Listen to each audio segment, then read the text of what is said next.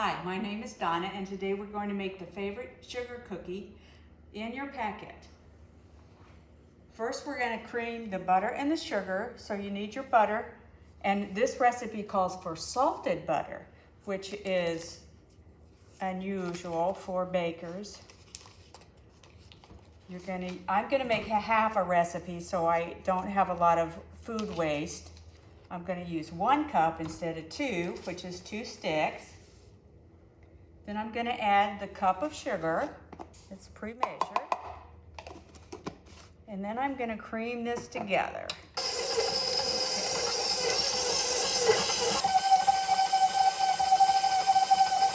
You can use a hand mixer instead of the stand mixer, but you've got to make sure that your butter is softer because it's going to take a lot of beating to incorporate that. Okay, now that it's creamed together, we're going to add the egg, just the 1 egg since we're making a half, and a teaspoon of vanilla.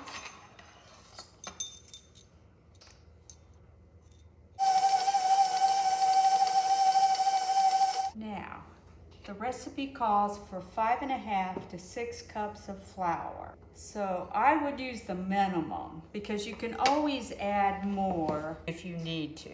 Okay, and into the flour, you're going to add your baking powder, which calls for 1/2 teaspoon.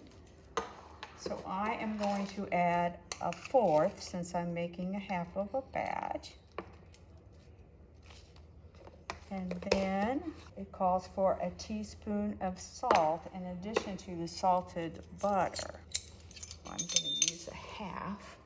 And you can whisk this or stir it together so you don't have all the salt stick in one place, or the baking soda. And you're going to add this slowly and turn the mixer on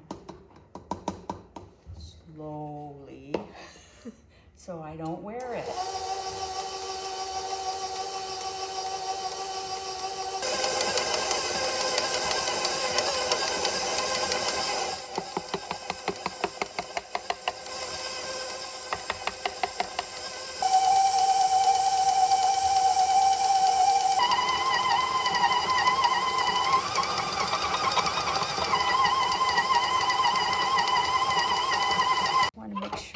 Everything incorporated. So I'm going to scrape the sides down a little bit. I'm looking for it all to come together to make sure there's no flour that's sticking out on the sides or the bottom, so it all looks like a cohesive dough. And your recipe says that you're going to chill this in 3 large pancakes.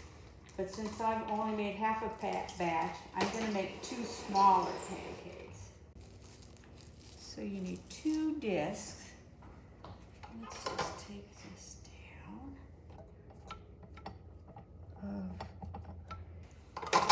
And let's split it up between the 2.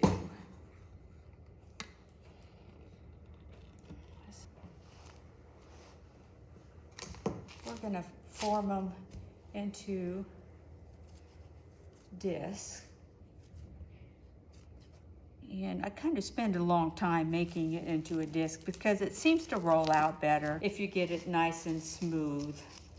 Less cracks, and then you won't have to roll it out as many times. Then you're going to put your disc in the refrigerator for 15 to 30 minutes. It's going to harden a little bit, and then it will roll out real nicely and it won't stick it as much.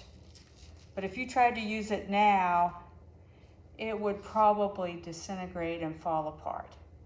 So you want to give it time. Plus, the butter and the flavors will meld together, and it's going to taste so much better after it sets a little bit. Probably for about 30 minutes. Okay, now our dough has been chilled for ½ an hour, so we're ready to roll it out. So we're going to take 1 of the discs and I am going to use the sleeve on the rolling pin, which also helps quite a bit. If you need a little flour, then you can definitely use a little bit. and it won't hurt it at all.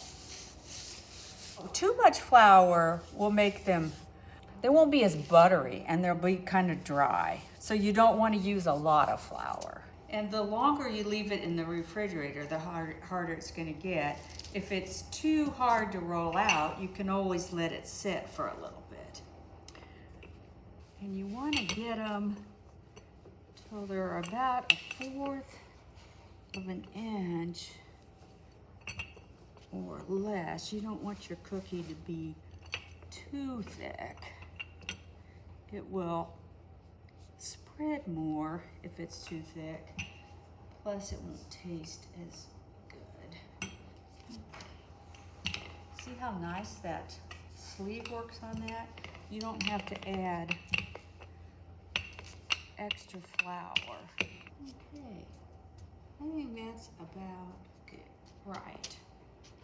Looks like it's even all the way around. Then I am going to take my cookie cutter and start on the outside.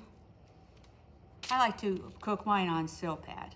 So it seems to be pretty hardy. I think I refrigerated it long enough.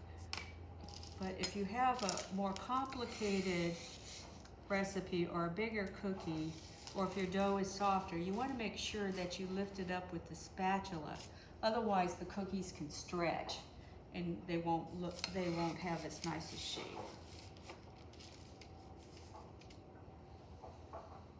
Okay. And also, if you add too much flour, the scraps that you need to reform, they're going to get really gummy, and you don't want that.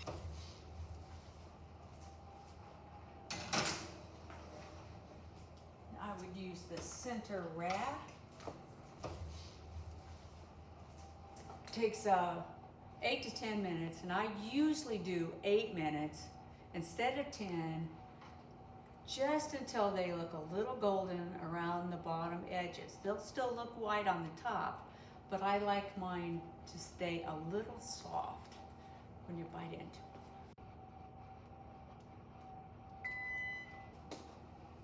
Okay, we're just gonna rotate these because your oven usually does not cook evenly. I'm just going to set it for another 4 minutes. So my timer has run, and we're going to take the cookies out of the oven.